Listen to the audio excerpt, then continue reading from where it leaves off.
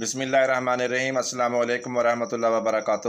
Indian premiere league IPL کی افتتاحی تقریب میں ٹرافی کی نمائش PSL کے انداز میں کرنے پر بھارتی حکام کو شدید تنقید کا نشانہ بنایا گیا۔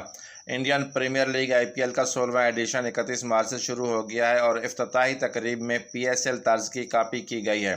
دوستو، ویڈیو میں آگے بڑھنے سے پہلے آپ سے گزارش ہے کہ ویڈیو کو لائک اور شیئر کر دیں۔ چینل پر نئے ہیں تو چینل کو سبسکرائب کر دیں، ساتھ دیے گئے گھنٹی کے بٹن کو دبا دیں تاکہ آپ کو کرکٹ کی اپڈیٹس بر وقت ملتی رہے۔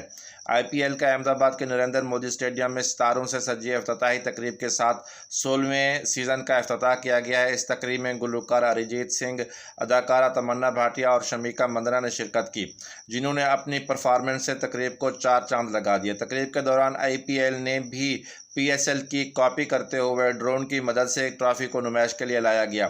یہ ٹیکنالوجی پہلی بار پاکستان نے ملتان کرکٹ اسٹیڈیم میں PSL 8 کی افتتاحی تقریب کے دوران استعمال کی تھی۔